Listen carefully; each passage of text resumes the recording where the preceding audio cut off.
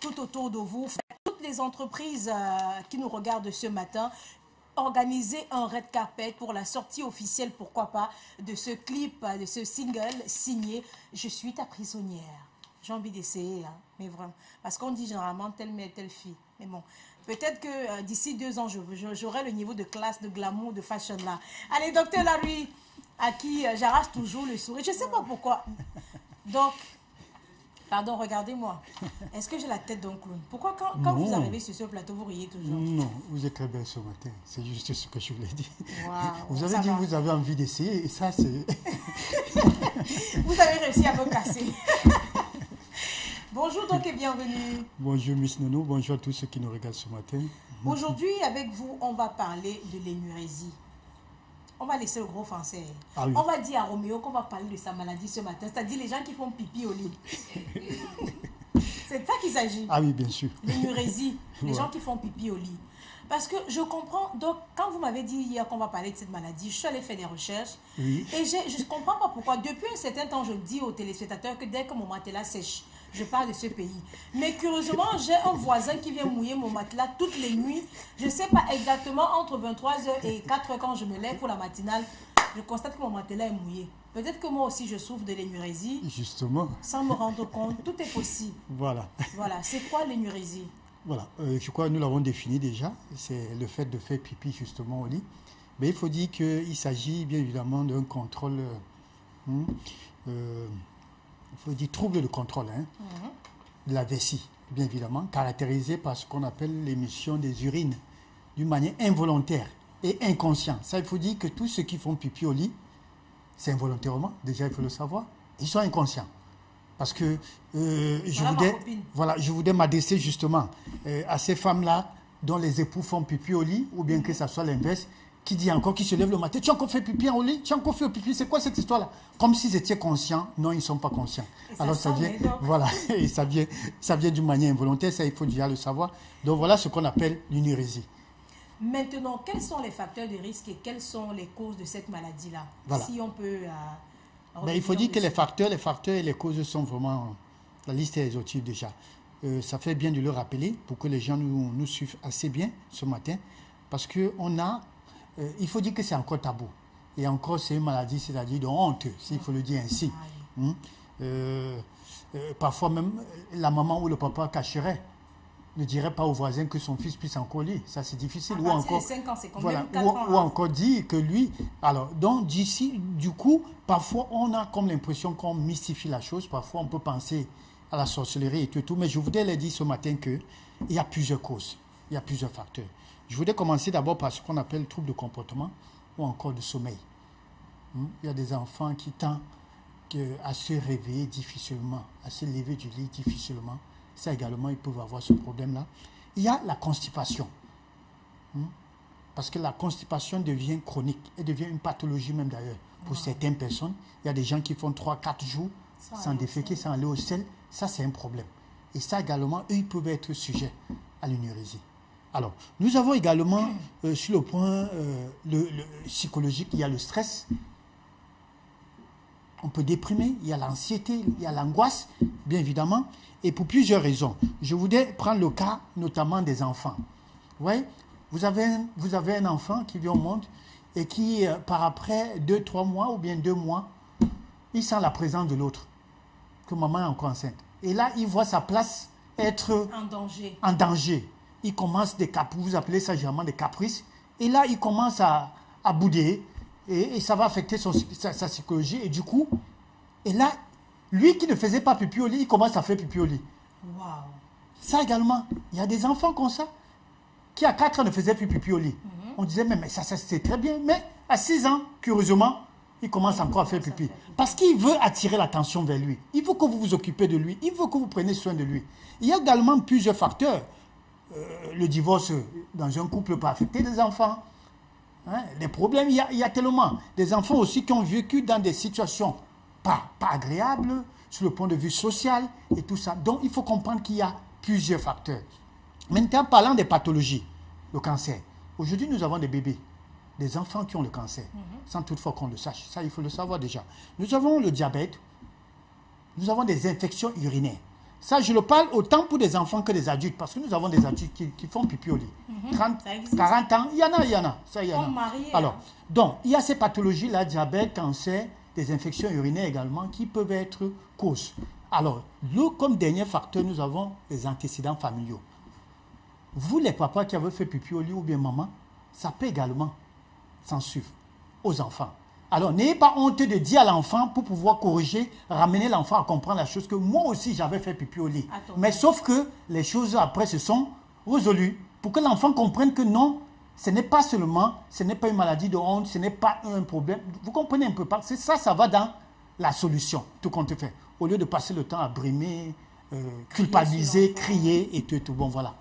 Les causes et les facteurs. Maintenant, quels sont les symptômes? Puisque là, on a fini avec les causes et les facteurs. Maintenant, quels sont les symptômes de l'énurésie? L'énurésie, voilà. Il faut dire que en réalité, quand on parle des symptômes, c'est déjà le fait de faire pipi déjà. Il faut dire que c'est une élimination complète. Hein. Elle est vraiment complète parce que quand vous urinez, là, vous vous videz complètement. Parce que non seulement vous êtes à l'aise, vous savez, c'est la saison sèche maintenant. Il fait tellement chaud que quand vous faites pipi au lit, ça vous donne encore le goût de dormir. C'est-à-dire, vous dormez, vous vous sentez, c'est qu'on dirait la clim sur le lit et tout. Donc, vous savez, c'est le matin que vous réalisez que métier. Voilà. Alors, pourquoi une certaine heure, je suis souvent très à l'aise. Miss Nounou.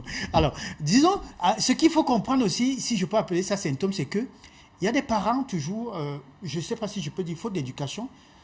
Je connais des parents qui ne sont jamais entrés dans la chambre des enfants. Le papa travaille, la maman travaille. Quand ils rentrent, non. Alors du coup, comment est-ce qu'ils le constatent souvent? Certains matins, ils peuvent appeler. Stéphane, viens là, moi je veux te voir. L'enfant tarde à sortir de la chambre.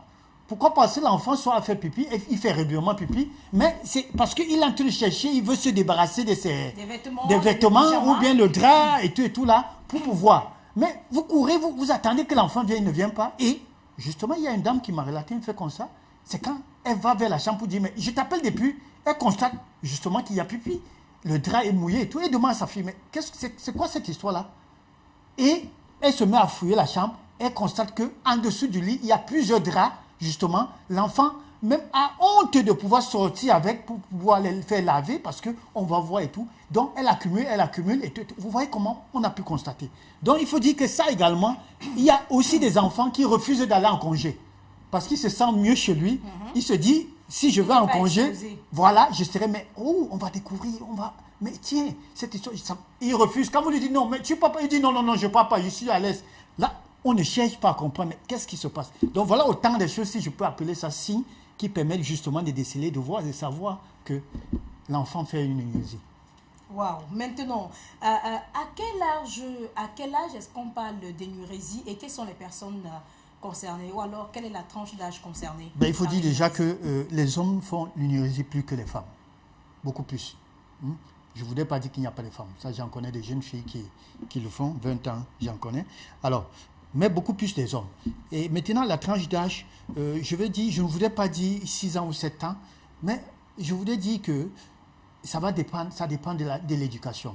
Parce que Miss Nono, vous conviendrez avec moi qu'il y a des enfants à partir de 3 ans qui ne font plus pipi au lit. Même 2 ans. Même 2 ans. C'est-à-dire, ils se lèvent le matin, ils vont sur leur peau. Parce que l'éducation, voilà, vous comprenez un peu. Mais par contre, maintenant, il y a d'autres qui savent déjà se nettoyer, ils savent faire leur propriété, mais qui continuent à faire justement pipi. Vous comprenez? Et maintenant, cet âge-là, on le voit souvent à partir de 6 ans, 7 ans, ça va jusqu'à l'âge adulte, bien évidemment. Mais maintenant, il faut dire que parfois, ça peut s'interrompre et reprendre, pour plusieurs raisons, pour plusieurs facteurs dont j'ai énuméré tout à l'heure. Donc, c'est pour ça qu'on dit qu'il y a plusieurs types d'énurésie. Primaire, la forme primaire et la forme secondaire, qui affectent beaucoup plus les adultes également. Voilà. Maintenant, donc, en quoi consiste le traitement de l'énurésie? Bon, le traitement d'abord, c'est vrai qu'il faut dire déjà, pour ceux qui nous suivent, c'est qu'il faut consulter. Quand vous avez ce cas, il faut consulter. Il y a une prise en charge. Les médicaments, il y en a qui vont justement, qui contiennent les hormones, parce qu'il faut dire que dans les causes, il y a ce qu'on appelle trouble hormonal également. J'allais oublier. Mais est-ce que c'est même facile d'aller voir d'abord le médecin quand on a plus de 20 ans pour lui dire qu'on fait pipi au lit? Là, mais non, on a besoin. Voilà pourquoi nous sommes là pour ça. Vous êtes là pour ça, pour que nous puissions éduquer, pour que les gens puissent connaître ce que c'est que des pathologies et pouvoir savoir comment prendre en charge. C'est bien de consulter. Je voudrais vous dire, je connais une cousine à moi, qui a perdu son époux. Quand je dis perdu, elle a perdu son mariage, autant pour moi, à cause de l'énurésie. 1, 2, l'homme n'a pas pu accepter une femme qui fait pipi au lit. Donc vous imaginez un peu. Et ça, je ne voudrais pas citer, il y en a plusieurs. Que ça soit vice-versa, il y a des femmes ici qui ont abandonné des hommes parce qu'ils font pipi au lit. Ça, vous le savez. Alors, donc, ce n'est pas une maladie de honte. Il faut consulter. Ça, c'est important. Et à l'issue de la consultation, on va déceler la cause. Parce qu'on parle de traitement d'après la cause. Si c'est problème organique, on prend en charge ce problème. Si c'est une pathologie, bien évidemment, parce qu'il peut s'agir d'une malformation de l'arbre urinaire. On va prendre en charge et on va corriger. Si c'est un problème psychologique, les psychologues sont là pour pouvoir corriger. Alors, il y a aussi l'aspect rééducationnel, c'est-à-dire la rééducation. Bien évidemment, nous avons parlé longtemps ici, la rééducation du périnée et tout. Il faudra que vous compreniez ce matin que la vessie se doit d'être rééduquée. On a besoin de rééduquer la vessie. Ça, que ce soit pour l'enfant, que ce soit pour les adultes. Alors, quand vous êtes sujet à ce problème-là, sachez que même le kiné, vous avez besoin d'un kinésithérapeute. Maintenant, donc, est-ce qu'il existe réellement des moyens de prévention de cette maladie? Est-ce qu'on peut prévenir? Bien sûr, on peut prévenir. On peut prévenir. Miss Nono, je crois que vous avez, je ne dis pas je crois, vous êtes mère. Vous êtes mère d'enfant. Alors, vous dites souvent à l'enfant, vous devez dire à l'enfant, va prendre ton pot. Hein? Vous n'avez pas besoin d'attendre que l'enfant ait 6 ans pour dire, apprends à faire pipi dans le pot ou bien faire caca. Le matin, on va au pot. Voilà. Avant de se coucher, on va faire pipi. Même si vous vous êtes rendu compte que les enfants sont allés se coucher et que vous étiez distrait, je ne sais pas, sur WhatsApp et tout, une fois que vous vous rendez compte, vous allez dans la chambre des enfants, vous les réveillez, est-ce que vous avez fait pipi? Mais c'est automatique, c'est important. Ils vont se lever, accompagnez-les à la douche, portez si c'est plus petit, si c'est des petits enfants, amenez-les, faites pipi avant de dormir. Je crois au fil, ça fait partie de ça. Évitez de boire de l'eau dans la soirée. On ne boit pas de l'eau dans la nuit, que ce soit des enfants, que ce soit des adultes. La nuit, on ne boit pas de l'eau. Ça, il faut le savoir. À plus forte raison, la bière, l'alcool. Donc, on ne boit pas la nuit. Donc, il faut, voilà, autant des choses qu'il faut conseiller. Parce qu'il faut dire que dans les facteurs également, j'ai oublié la malbouffe. La malbouffe fait partie, justement. Et quand je parle de la malbouffe, consommer des aliments trop sucrés et le sel. Le sel aussi, pourquoi? Parce qu'il y a un problème avec le sel, c'est que ça crée la rétention d'eau. Quand vous consommez des aliments beaucoup plus salés dans la journée, ça va créer une rétention d'eau. Du coup, vous allez confondre le jour et la nuit. Et la nuit, pour vous, serait le jour. Et là, vous allez justement vous mettre à faire pipi au lit sans vous en rendre compte. Donc voilà. Voilà, justement parce que j'ai comme l'impression que vous m'avez tiré les verres du nez. J'allais te poser la question de savoir s'il y a des aliments à éviter au quotidien pour prévenir ou alors quand on souffre d'énurésie. Bien évidemment. Là, je voudrais citer, en ce qui concerne les aliments, il s'agit des aliments qui irritent beaucoup plus la vessie. Ou encore des aliments, on dit diurétiques, qui permettent une bonne élimination. Nous avons le lait. Je voulais citer le lait. S'il y a des enfants qui font l'énurésie, arrêtez de leur donner du lait. Parce qu'il y a certains parents qui donnent le lait le soir. Ils disent que l'enfant doit prendre le lait le soir. S'il y a des enfants qui font l'énurésie, que ce soit les adultes, arrêtez de manger la sauce tomate. Wow. Mangez la sauce blanche. Ne me dites pas que vous allez manger quoi. Il y en a tellement de choses à manger. Arrêtez de manger la sauce tomate parce que la tomate irrite. Elle est acide, la vessie. Arrêtez de manger la carotte. Arrêtez de manger du concombre. Arrêtez les épices, notamment le poivre blanc, vous en avez parlé ce matin. Arrêtez de prendre les épices sous toutes ses formes. Le piment. Arrêtez de boire du thé, du café. Ça, c'est les excitants. L'alcool. Là, je m'adresse aux personnes, aux adultes qui font pipi au lit. S'il faut prendre tes 5 bières tous les jours et après aller faire souffrir ta femme, non, arrêtez de boire. Ce n'est pas tuant. Le temps qu'on puisse corriger votre problème, vous allez vous rejeter dans la bière. Arrêtez. Donc voilà, autant de choses qu'il faut justement éliminer dans votre hygiène de vie, voilà, dans votre alimentation. Maintenant, donc, tout à l'heure, vous avez parlé de la rééducation de la vessie. Est-ce qu'on peut, en quelques mots, revenir là-dessus? Tout à l'heure, vous avez dit que tout comme le périnée, la vessie peut être rééduquée. Je voudrais justement, comme exemple, il y a plusieurs exercices, mais je voudrais justement donner cet exercice pour ceux qui nous suivent ce matin. Pour des enfants, vous prenez de l'eau, vous leur demandez de boire de l'eau en longueur de journée, notamment beaucoup plus les week-ends, sur votre contrôle. Ne le faites pas et vous partez. Et quand ils boivent, ils doivent boire beaucoup d'eau au point où l'abdomen serait gonflé, va gonfler justement, autant pour moi. Et vous allez les apprendre à retenir. Parce que vous savez que quand on boit beaucoup d'eau, forcément on a besoin d'aller faire pipi. L'abdomen, si vous pressez là, voilà. Donc vous les demandez plutôt de retenir. à force de retenir justement là, ça va muscler la vessie. Voilà un exemple qu'il faut faire. Et ça, c'est bien avec les enfants.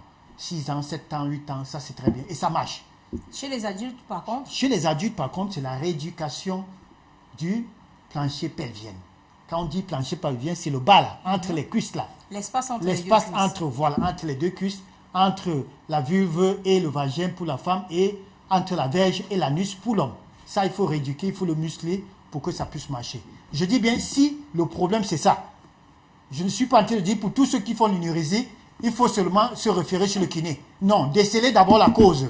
Mais il peut s'avérer que c'est un problème de muscle et que le muscle est affaibli. Là, il faut le rééduquer. Ça, je suis vraiment assez clair là-dessus. On peut également d'abord essayer la rééducation à la maison. Hein. Si ça ne marche pas. Et puis Si ça ne marche pas, ouais, mais pourquoi pas? Bien sûr. Voilà. Maintenant, puisque nous parlons, nous donnons les conseils sur la rééducation, est-ce qu'on peut avoir des astuces de grand-mère pour combattre Voilà. l'énurésie? C'est que de grand-mère pour les enfants déjà, c'est une demi-heure, vous allez les faire prendre le bain, une demi-heure avec de l'eau, moyennement à 36 degrés, que vous allez plonger du sel là-dedans et ils vont se laver avec. Ou encore, vous allez prendre une bassine d'eau, mettre sur le lit de l'enfant. Ça marche aussi très bien. Ah bon? Oui, bien sûr. Il y a un champ magnétique qui se crée. Ça, a priori, vous comprenez que c'est banal, mais je dis ça marche. On peut également mettre l'enfant dans les fourmis. Ouais, ça on a eu à me faire ça, bien sûr. Waouh! Merci, Dr Larry, d'être passé par ici. Voilà. On va se donner rendez-vous demain. Par la grâce de Dieu. Demain, quand il sera 8h passé par 8h.